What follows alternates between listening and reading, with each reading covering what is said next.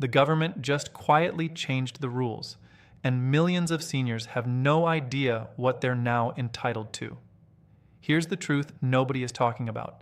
Hundreds of thousands of older people across the UK are parking illegally every single day. Not because they're breaking the law, but because they don't know the law has changed in their favor. We're not talking about small tweaks.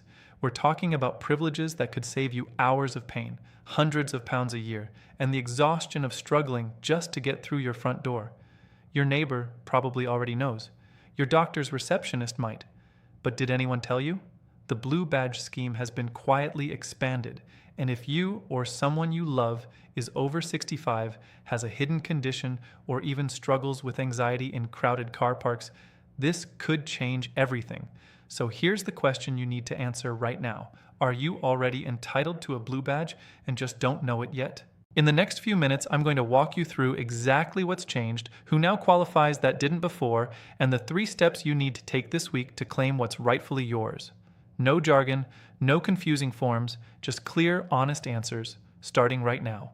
But before we get into the step-by-step, I need to share something that genuinely shocked me when I first discovered it. A hidden category of eligibility that the council offices rarely advertise, and that most GPs don't even mention. It's sitting right there in the official guidance, and almost nobody talks about it. Stay with me, because what's coming next might be the most important thing you watch all year. So let's start with that hidden category I mentioned, because this is where so many people are being left behind, and honestly, it frustrates me every time I think about it. For years, the Blue Badge scheme was seen as something only for people in wheelchairs, or people who had lost a limb, or someone with a very obvious, visible physical disability.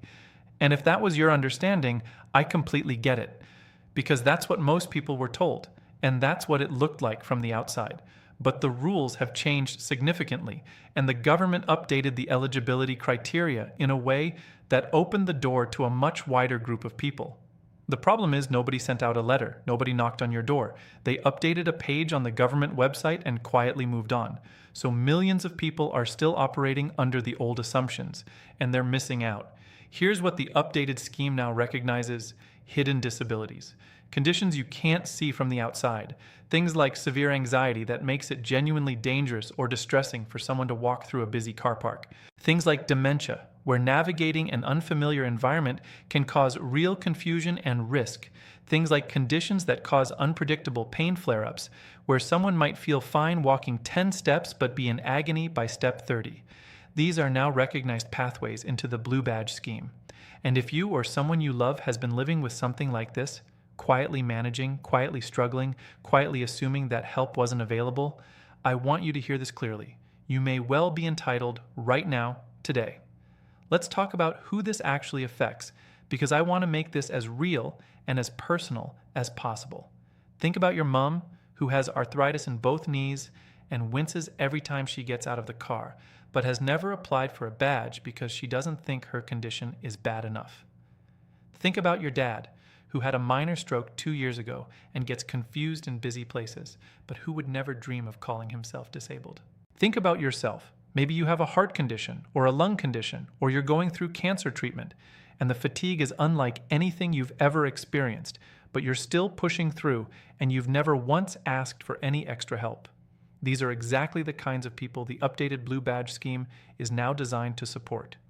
And if any of that sounds familiar, I genuinely need you to keep watching, because this information could make your daily life so much easier. Now let's get into the actual privileges, because this is where it gets really interesting, and this is what I think most people don't fully appreciate even when they do have a badge. Yes, the obvious benefit is parking in designated disabled bays, and that's brilliant. Those spaces are wider, they're closer to entrances, and they make a genuine physical difference when you're struggling with mobility or fatigue or pain. But it goes so much further than that. Blue Badge holders can park on yellow lines, single or double, for up to 3 hours in most cases, as long as there are no loading restrictions in place and it's not causing an obstruction. Think about what that actually means in practice. You pull up outside a pharmacy, outside a GP surgery, outside a shop on the high street, places where there is almost never any accessible parking available. And you can stop, take your time, and not have to worry about a fine or a warden or the stress of circling the block 3 times looking for a space. That is a freedom that most people don't even know exists. And here's something else that very few people are aware of. In many local council areas, Blue Badge holders can also park in pay and display bays for free, without any time limit, or for much longer than the standard permitted time. Now, this does vary by location, so it's always worth checking the rules for your specific council, but in the majority of areas across England, Wales, and Scotland, this benefit applies. Think about how much money that could save over the course of a year. If you're making regular trips to the hospital, to the supermarket, to the town center, those parking charges add up to hundreds of pounds. For someone on a fixed pension income, that's not a small thing. That's heating money, that's grocery money, that's real. There's also something called the exemption from certain road restrictions. Things like driving in bus lanes in some areas, or being allowed to stop in places where most drivers cannot. These vary significantly depending on where you live and the specific restrictions in your area, but the point is that the Blue Badge opens doors, quite literally, that most drivers don't even know are there. And I find it extraordinary that so many people who would genuinely benefit from all of this are still not applying, still talking themselves out of it, still convincing themselves that someone else needs it more.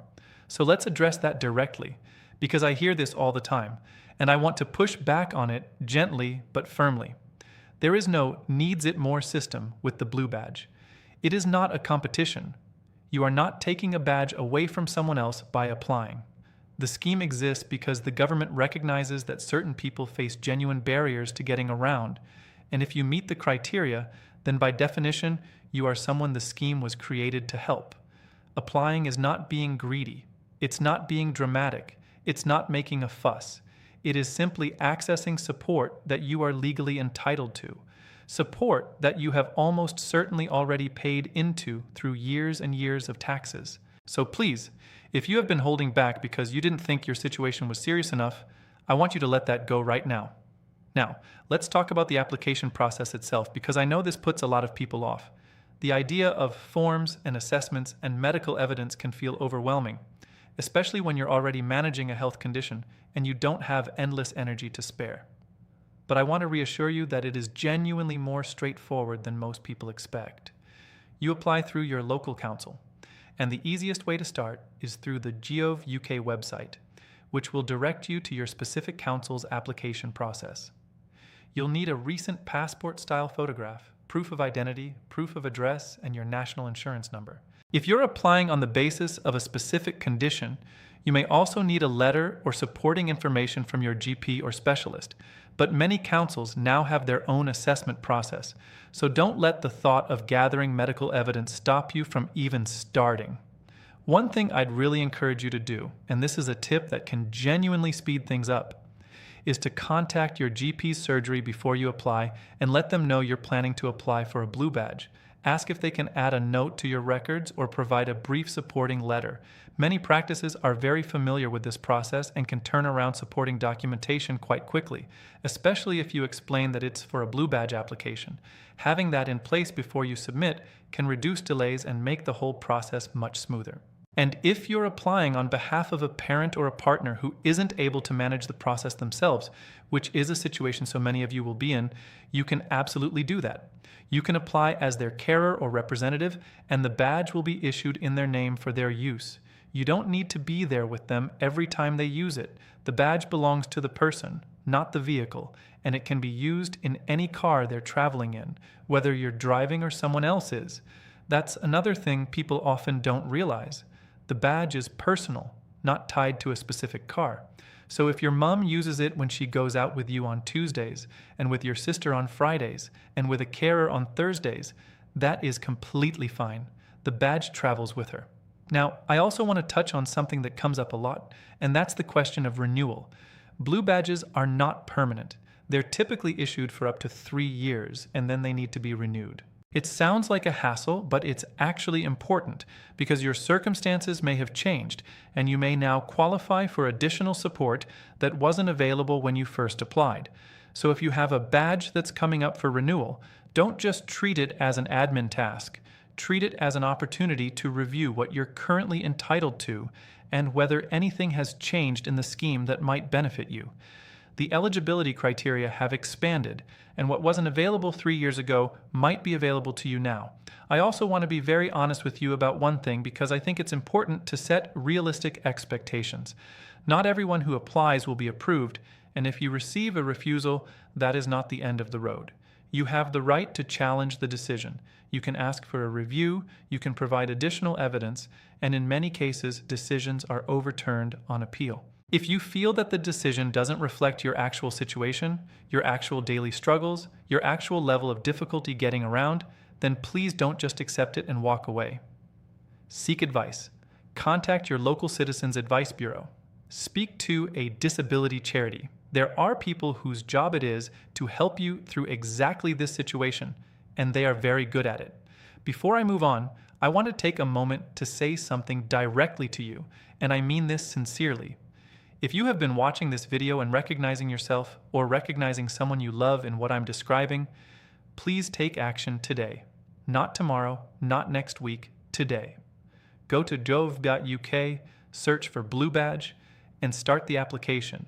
Or pick up the phone and call your local council and ask them to walk you through it. Or if you're watching this with a family member who needs this support, sit down together right now and go through it together. The information is there. The entitlement is there. The only thing standing between you and the support you deserve is taking that first step. And if you found this helpful, if this opened your eyes to something you didn't know about or answered a question you've been carrying around for a while, then please do me a favor and hit the like button right now. It genuinely helps this video reach more people who need this exact information. And if you know someone, a neighbor, a friend, a parent, who might benefit from knowing this, share this video with them. You might be doing them one of the biggest favors of their year. And subscribe if you haven't already, because we cover exactly this kind of thing here. Real, practical information about the entitlements, benefits, and support that older people and their families deserve to know about, delivered in plain English with no jargon and no agenda. Just the truth, clearly explained. Now, coming up next, and this is where it gets really eye-opening, we're going to look at 3 specific groups of people who are almost always told they won't qualify for a blue badge, but who actually do qualify under the updated rules. One of these groups in particular is going to surprise you because it's a group that includes a lot of people watching this video right now. Don't go anywhere.